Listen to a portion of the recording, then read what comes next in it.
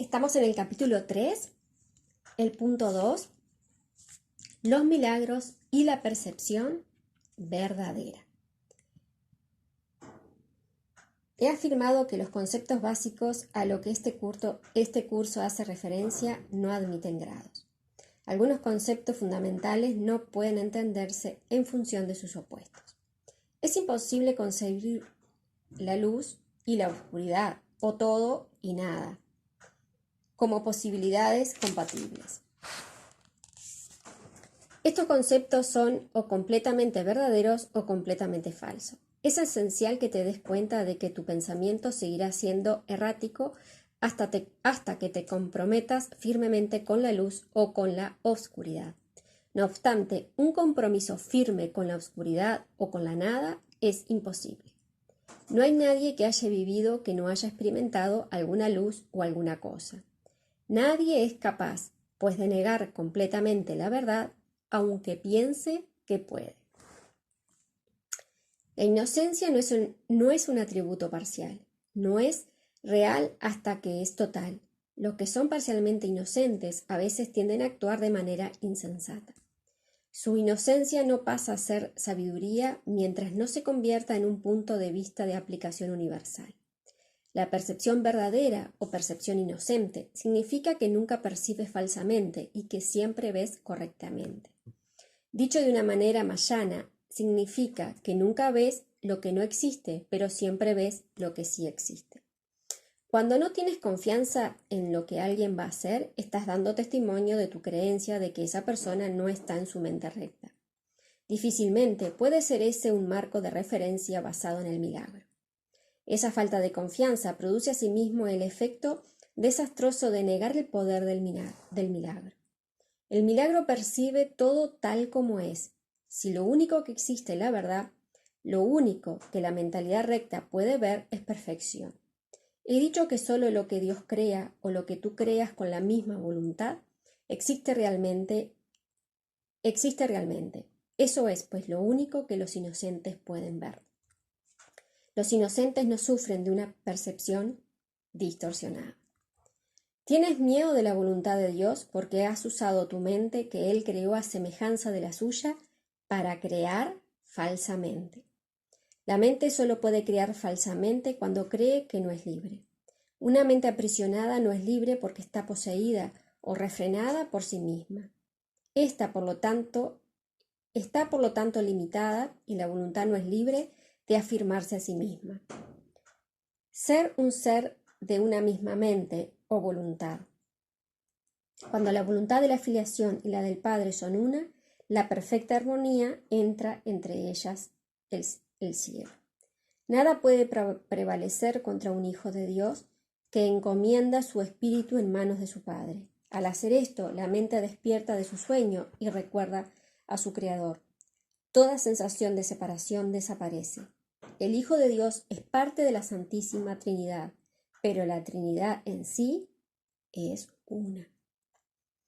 No hay confusión entre sus niveles, porque éstas son de una sola mente y de una sola voluntad. Este propósito único crea perfecta integración y establece la paz de Dios, pero esta visión solo la pueden percibir los verdaderamente inocentes, quienes, al ser puros de corazón, defienden la percepción verdadera en vez de defenderse de ella, puesto que entienden la elección de la expiación, no tienen el deseo de atacar y por lo tanto pueden ver correctamente. Esto es lo que la Biblia quiere decir con cuando Él aparezca, o sea, percibido, seremos como Él, pues lo veremos tal cual es. La manera de corregir las distorsiones es dejando de tener fe en ellas y depositándolas únicamente en lo que es verdad. No puedes hacer que lo que no es verdad lo sea. Si estás dispuesto a aceptar lo que es verdad en todo lo que percibes, dejas que sea verdad para ti. La verdad supera todo error y aquellos que viven inmersos en el error y en la vacuidad jamás pueden encontrar consuelo duradero. Cuando percibes correctamente, cancelas tus percepciones falsas y las de los demás simultáneamente. Puesto que los ves tal como son, les ofreces tu aceptación de su verdad para aquellos que puedan aceptarla en sí mismos. Esa es la curación que el milagro produce.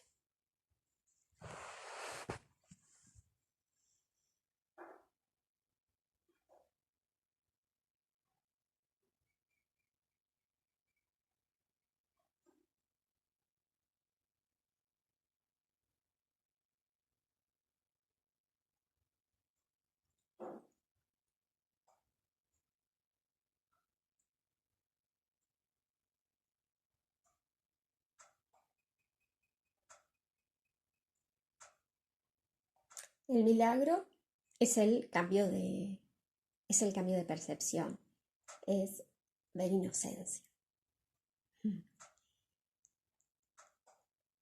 Y pudimos ver en las lecciones anteriores, que muchas en el grupo allí de WhatsApp, sí, les daba como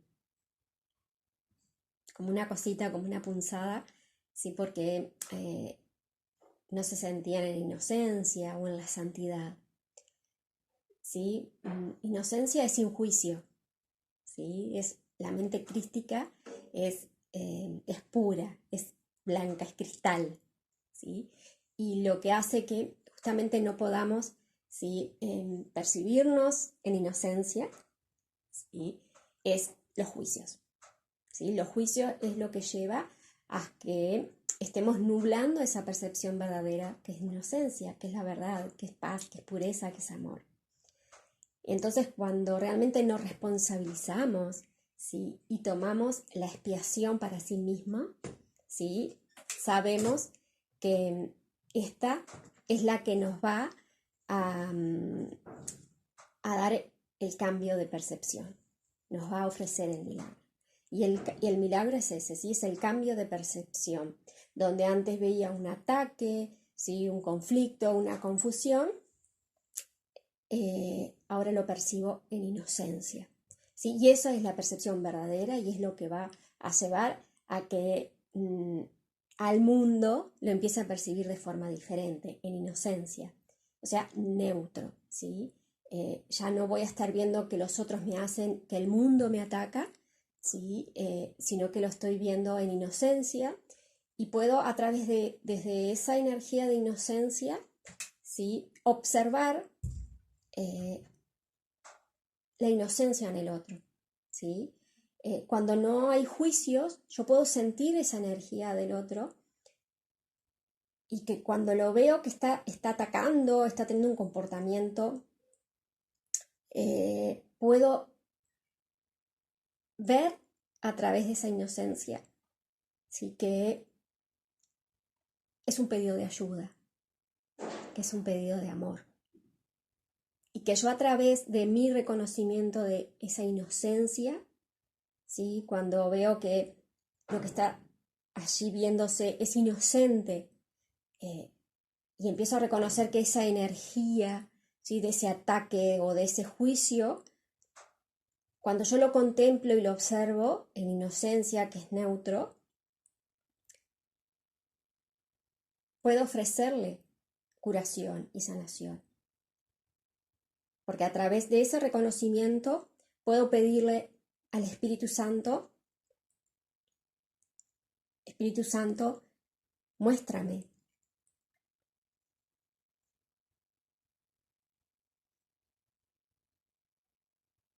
qué tengo que decir en esta situación, qué puedo hacer en esta situación. En ese reconocimiento de la inocencia, ¿sí?, sin decirle nada al otro, es solamente aceptar el pensamiento que el Espíritu te muestre y con los ojos, con tu intención, con esa energía, al otro le llega, porque allí no está habiendo juicio, no está habiendo ataque de tu parte, estás contemplando la inocencia y en eso él está reconociendo su inocencia y por ende se va a estar dando la sanación.